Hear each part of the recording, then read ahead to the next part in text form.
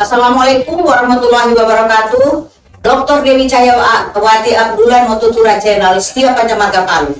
Hari ini merupakan hari sangat bahagia buat saya karena hari ini saya opening channel kami di Setia Pancamarga Palu, dan hari ini saya dihadiri langsung Ibu Wakil Wali Kota Palu. Ibu Wakil Wali Kota Palu ini adalah seorang tokoh masyarakat, tokoh perempuan yang benar-benar siap selalu menghadapi segala permasalahan yang ada di Kota Palu. Dan hari ini karena kita berada di dunia pendidikan, berada di Setia Pancamarga Palu, hari ini saya akan berdialog dengan beliau dikemanakan dunia pendidikan di Sulawesi Tengah ini. Saya perkenalkan Ibu Reni Dr. Nila Majido, Wakil Wali Kota Palu. Ya. Terima kasih. Assalamualaikum warahmatullahi wabarakatuh. Salam sejahtera bagi kita sekalian. Terima kasih buat Ibu Dr. Dewi Cahyawati Cahyawati Abdullah yang sudah mengundang saya di Notutura channel yang merupakan luar biasa menurut saya, karena Notutura ini adalah pada hari ini adalah opening yang pertama dari kami sama-sama perempuan sama-sama bersikap tangguh. Ya. Saya kira itu sebabnya. Apa sebabnya hari ini saya mengundang Ibu Reni? Karena kami adalah sama-sama perempuan yang sama-sama satu visi untuk berjuang. Dan hari ini saya tidak berbicara karena saya walaupun beliau dokter, tapi hari ini saya tidak mau berbicara masalah kesehatan. Tapi saya hari ini berbicara masalah pendidikan. Dan juga mungkin saya perkenalkan Bu, Notutura Channel ini bahasa Kaili, bahasa Tato Kaili. Artinya menyuarakan, membicarakan sesuatu yang punya fakta. Kalau di dalam dunia pendidikan, ini namanya ada teori, ada praktek. Sehingga kalau kita melakukan sesuatu harus kita dengan hal-hal yang kita mulai dari yang benar, pasti akhirnya akan menjadi benar. Sekarang saya ke Ibu Wali, saya tahu persis bahwa kami di dunia pendidikan kadang-kadang juga cukup sedih. Melihat apalagi kami ini perguruan tinggi swasta, Bu. Di perguruan tinggi swasta ini kami terus terang saja, kami seakan-akan kelas nomor 2 dengan perguruan tinggi negeri. Sehingga tentunya kami mendapatkan mahasiswa-mahasiswa itu, mahasiswa-mahasiswa setelah buangan.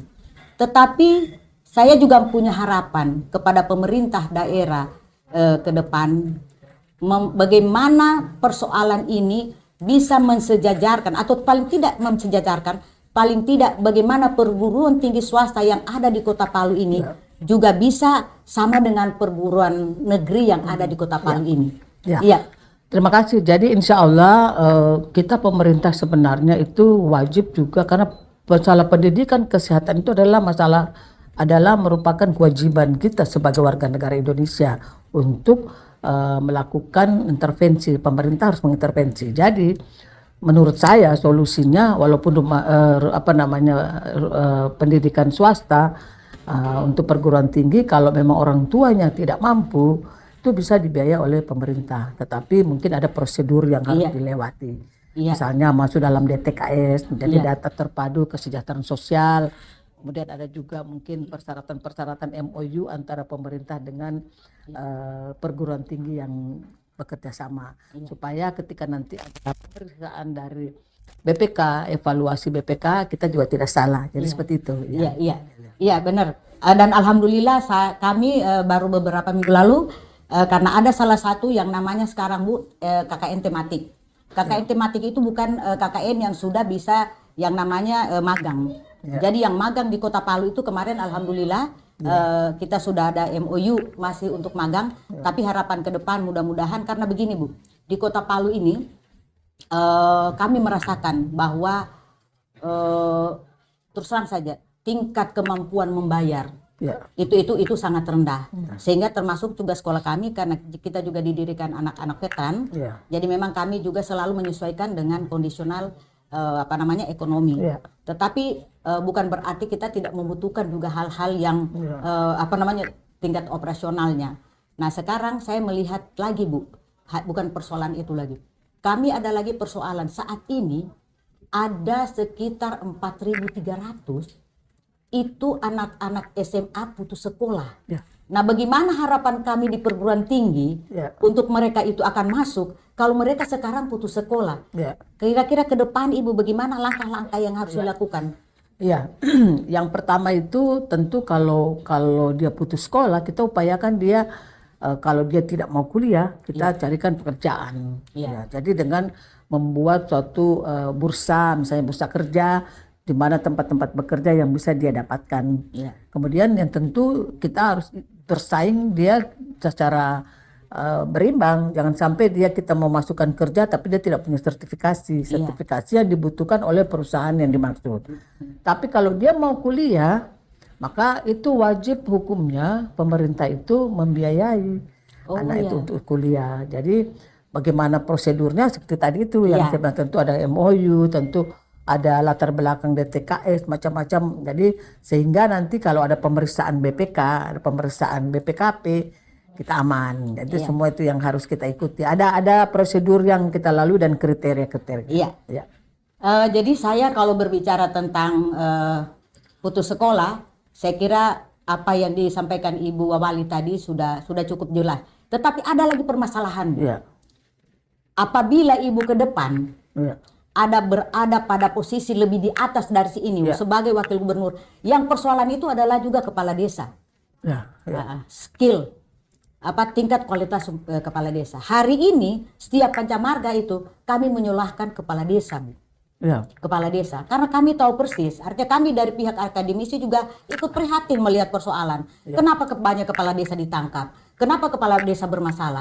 Karena ternyata mereka belum memahami sepenuhnya administrasi. Ada administrasi keuangan, ada manajemen, ada kepemimpinan, leadership, kebijakan publik dan lain-lain. Hari ini setiap pancamarga lakukan itu. Tapi masih sedikit dari sekian banyak. Dari sekian banyak kepala desa yang masih butuh itu. Dan saya sudah akan bicara ke Ibu, karena kalau saya bicara di kota, itu hanya berbicara kota dan Ibu tidak punya kepala desa lagi. Tapi Ibu ke depan, insya Allah sebagai wakil gubernur ke depan, ini Ibu harus ikut memikirkan persoalan ini. Kira-kira menurut Ibu bagaimana nanti langkah yang harus kita lakukan? Solusinya tentu yang pertama, kalau khusus kepala desa kita mendorong mereka untuk ikut kuliah. Kalau di setiap pancamarga bisa memberikan ruang ke mereka, misalkan bisa kuliah lewat Zoom, sehingga dia tidak bisa meninggalkan pekerjaannya terlalu lama. Ataukah misalnya ada kebijakan, misalnya mereka istilahnya ujian seperti apa nanti ujian pada waktu datang. Tapi ketika kuliah dia lewat misalnya lewat Zoom atau lewat yang lain-lain misalnya kalau ada apa. Kemudian yang berikutnya tentu materi-materi yang diberikan itu seperti yang Ibu bilang tadi, tentang keuangan, tentang ekonomi, tentang persyaratan administrasi, supaya mereka jadi kepala desa itu tidak gagu lagi dia seperti itu. Dan yang saya harapkan itu adalah bagaimana seluruh masyarakat, jangan hanya kepala desa. Masyarakat itu harus meningkatkan SDM-nya, termasuk kalau dia tidak kuliah, kalau dia kuliah lebih bagus Tapi kalau dia tidak mau kuliah, kita berikan pekerjaan dengan kita carikan dia tempat menyesuaikan dengan skillnya yang ada.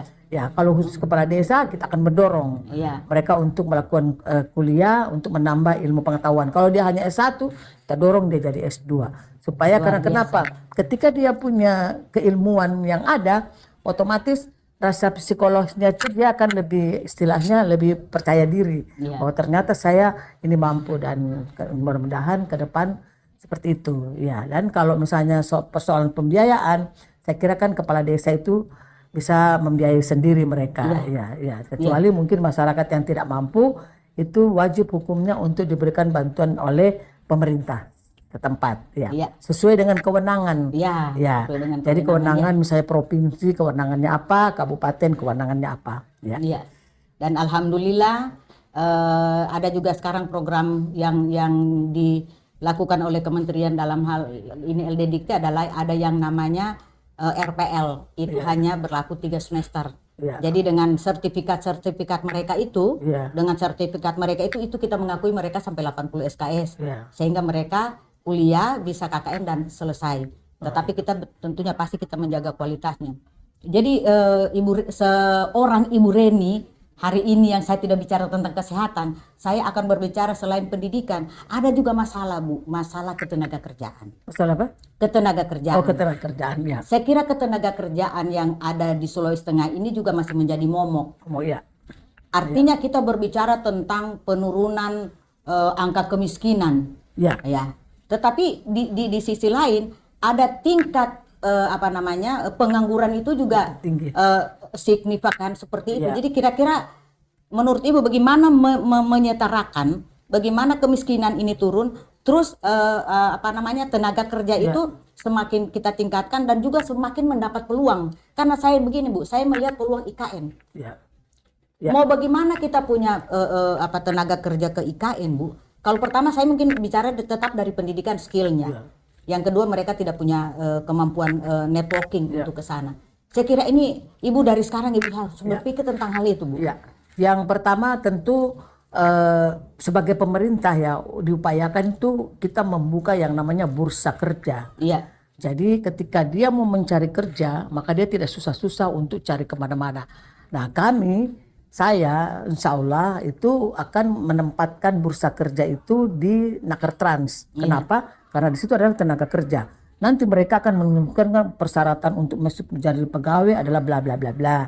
Kemudian sertifikasi yang dibutuhkan kalau masuk di sini adalah ini sehingga dia lebih transparansi. Iya. Ya. Kemudian kita bisa melakukan hal-hal itu untuk tenaga kerja. Kemudian berikutnya itu adalah kita mempersiapkan ini tenaga kerja dengan SDM yang berkualitas. Kita tidak boleh kalah dengan di daerah lain. Misalnya kalau IKN, apa sebenarnya yang dibutuhkan IKN? Misalnya pekerja pertanian, penyuluh atau apa, itu kan kita persiapkan. Sehingga waktu dia bersaing di IKN kita tidak kalah. Ya, jadi itu yang kita persiapkan. Kemudian yang kedua, kita membuka ruang kerja yang ada. Misalnya contoh paling mudah sekali itu adalah KEK, kawasan ekonomi khusus yang ada di Kota Palu. Itu kan sama sekali sekarang belum bisa kelihatan walaupun memang sudah ada perusahaan di sana, tapi sangat kecil dia untuk melakukan penerimaan tenaga kerja. Nah, kenapa tidak kita membuka suatu pabrik atau apa? Berikanlah investasi kepada investor itu masuk dulu. Nanti kita atur bagaimana prosedurnya mereka mengikuti. Sehingga ada terbuka lapangan kerja. Karena pengangguran ini kalau kita tidak tangani makin hari makin bertambah. Iya. Ya, jadi oleh karenanya harus bergerak cepat, gercep dia. Iya. Gercep dengan catatan membuka ruang untuk lapangan kerja. Nah, seperti sekarang di Morowali. Nah, di Morowali itu kan sudah cukup banyak. Hingga kita tidak bisa lagi mungkin mengisi hanya mungkin sekitar 10% saja. Iya. Jadi kita harus mencari lahan-lahan baru yang bisa ditempati oleh apakah itu nanti pertanian, industri, ataukah itu. Jadi memang harus kita pikirkan secara matang-matang betul kira-kira kebutuhan yang diharapkan seperti apa. Tentu IKN, ya IKN misalnya kita mau melihat mereka butuh berapa daging, berapa sayur, berapa tomat, berapa lombok. Maka kita mempersiapkan untuk penanaman cabai, tomat, bagaimana memberikan penggemukan terhadap sapi seperti itu. Jadi memang harus ada perencanaan yang matang kalau seperti itu. Ya. Saya kira dari perencanaan Bu ya. Ya. Jadi bagaimana perencanaan yang matang, terus mungkin kita mempetakan persoalan ini, kemudian kira-kira di sana seperti apa kebutuhannya. Ya, saya kira itu. Jadi saya hari ini memang saya dengan Ibu Reni santai aja karena saya mau bicara apa saja yang pengen, tapi semua mengarah ke edukasi. Satu lagi masalah perempuan. Oh iya. Masalah perempuan. Saya kira begini. Semakin hari kita lihat, di medsos, kita bisa lihat di cerita fakta bagaimana kekerasan terhadap perempuan. Ya. Ya. Kira-kira apakah perempuan itu harus dikerasin? Ya. Ataukah perempuan itu hanya dibiarkan seperti itu? Ya. Kemudian benar kita sekarang dengan 30% perempuan itu diberikan kesempatan ini. Apakah itu semua sudah di semua lini? Ya, apakah kita dua sebagai perempuan ini tidak harus masih berjuang untuk urusan itu? Ya. Ya, bagaimana Ibu Reni? Ya, makasih Bu Dewi. Jadi kalau saya sebagai perempuan, yang pertama saya sampaikan berjuang, perempuan harus berani, jangan takut. Karena apa? Kita perempuan, pasti perempuan itu punya kelebihan daripada dibanding yang lain. Satu, yang kedua, kita sebagai perempuan itu tidak perlu malu, tidak perlu merasa rendah diri ya. Kemudian ini secara psikolog ya, karena dia akan punya percaya diri terhadap lingkungannya. Tapi ada satu yang saya pesan, walaupun kita juga jadi perempuan karir, jangan lupa keluarga ya. Tentu seperti Ibu Dewi tetap memperhatikan keluarga, rumah tangga, saya lihat bisa sempat memasak untuk anak-anak, itu yang paling penting. Kemudian yang saya ingin sampaikan juga bahwa kita perempuan tingkatkan kualitas kita. Kemudian jangan pernah takut berbicara. Selalu berbicara itu seperti di sini no tutura ya. No tutura. Berbicara sesuai dengan yang fakta supaya kita bisa dikenal orang dan orang mengetahui bahwa ternyata perempuan ini komitmen, konsisten, kemudian berbicara dengan etika yang baik ya, seperti yang kita sekarang lakukan ini. Sehingga tentu sumber daya manusia kita juga, skill kita harus tingkatkan. Jadi perempuan tidak pernah takut, harus betul-betul berkualitas dan profesional menurut saya. Saya kira hari ini saya memang berbincang dengan seorang figur tokoh masyarakat, tokoh pemuda. Masih muda kami ini, masih 60. Kemudian tokoh perempuan. Saya kira keberadaan seorang Ibu Reni juga kita tidak boleh lihat beliau sendiri, tapi kita harus tahu latar belakangnya. Beliau adalah putra keenam dari Bapak Asis Lamajido, Gubernur Sulawesi Tengah 2 kali, Bupati 2 kali, Jaksa Tinggi, Kejari, dan saya tidak harus menyampaikan lagi organisasi ketua PSI apa, tapi kemudian kakak beliau Ruli Lamajido adalah wali kota sama dengan kakak saya, Pak Kisman. Sesudah Pak Kisman, kemudian Pak Sabudin baru Pak Ruli. Jadi kalau hari ini kita berbicara mencari sosok figur pimpinan, tidak boleh terlepas daripada bibit, bebet, dan bobot. Dan hari ini saya sudah mencoba berbicara mulai dari pendidikan, saya semua dijawab dengan lugas dari Ibu Dr. Reni Lamajido. Saya lebih dekat dengan Ibu Dr. Reni Lamajido. Dan satu lagi kelebihan Ibu Dr. Lamajido, dari kecil beliau sudah seniman dan beliau ini bekas jadi penyanyi Risela. Jadi saya kira, dan juga ini alumni SMP 2.